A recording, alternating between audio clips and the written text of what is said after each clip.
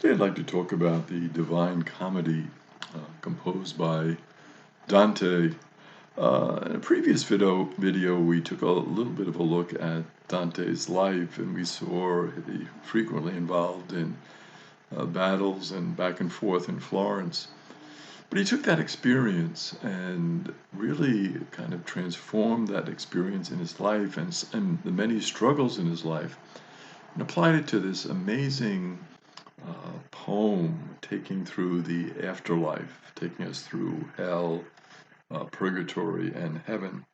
An amazing journey that he takes us on. And featured in that journey were many of the people from his time and previous eras.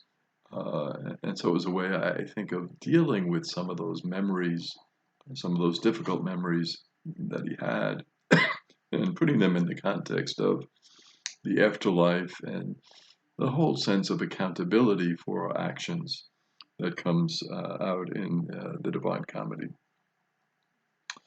Uh, he does not make this journey alone.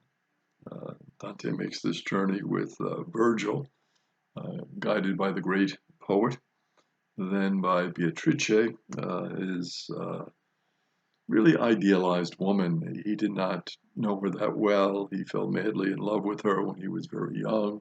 Never had too much of a relationship with her, knew her, but just loved her and made her this really idealized woman.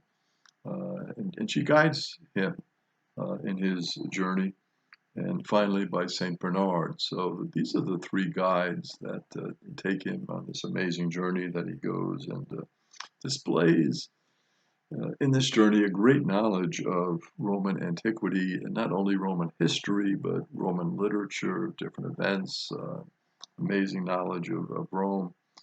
Uh, and really marked an amazing turning point in terms of literature, in the sense that although he had a great knowledge of Latin, he broke free from using Latin. So decided that this was not the way to go in terms of publishing it. Had many Latin phrases we find throughout, and seems to really know Latin well, but said, well, we must really use more the language of the people, the language of our country that has developed now, and so he breaks away from the use of Latin. Comedy works um, different than our sense of comedy, which is, of course, laughter and jokes.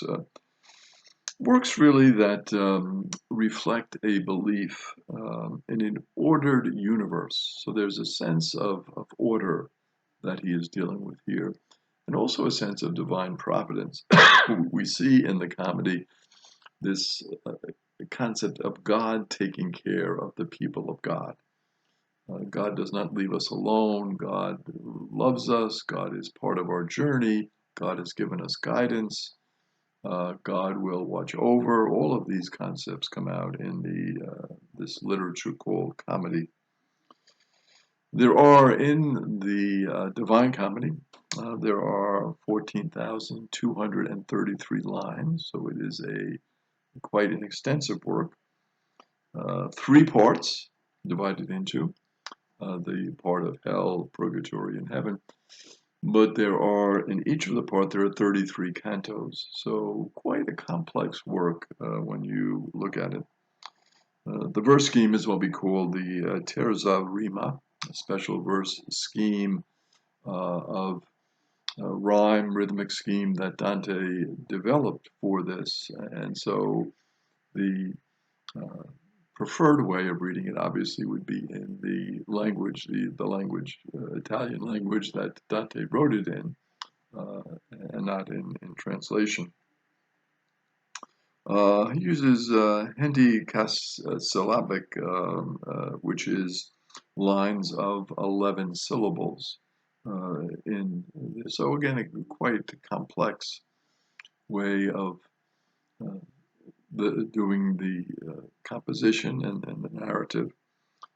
Tercets, the rhyme scheme ABA, BCD, CDC, DED, and the number of syllables in each tercet is 33. So again, this great balancing act that he does as a poet, really a masterwork to compose this so well and to follow this rhyme scheme that he does. Dante's journey is an interesting one, and it lasts from Holy Thursday night to the Wednesday after Easter, and it's done in the spring of 1300. So we can see that this journey has a liturgical significance to it. Obviously, it's going to be from Holy Week, the Passion, the death of Jesus, the suffering of Jesus, but then his resurrection. So this great journey that we take liturgically, Dante takes poetically. It's a numerical pattern of 9 plus 1, 9 circles of the Inferno, followed by Lucifer at the bottom, 9 rings of Mount Purgatory, followed by the Garden of Eden, 9 celestial bodies of Paradiso, followed by the Empyrean, which contains the very essence of God. So these different levels that we go through, and then finally we get to the essence of God. In each group of 9, there are 7 elements that are related to a certain moral scheme. So it is a work of literature, a work of art, but also, and very importantly, a work of morality. There's a sense of accountability for our actions. There's a sense that we must follow this moral code. And if we don't follow this moral code, it's going to have negative consequences in our life and the life of our fellow countrymen. It's divided into 3 subcategories, and 2 others are added for a total of 9. Example, the 7 deadly sins are cleansed in purgatory. 3 groups of excessive love, lust, gluttony, and greed. Deficient love, sloth. Malicious love, wrath, envy, and pride. So these groupings are all around this theme of love. But what happens when we love excessively? There can be lust, there can be gluttony, there can be greed. We go to an excess. We have love, but it's too much, goes overboard. Sometimes we're deficient in love. We don't make enough of an effort, so sloth. And then malicious love, where we are attacking others, and that would be wrath, this anger, envy, and finally, of course, the greatest of sins, pride.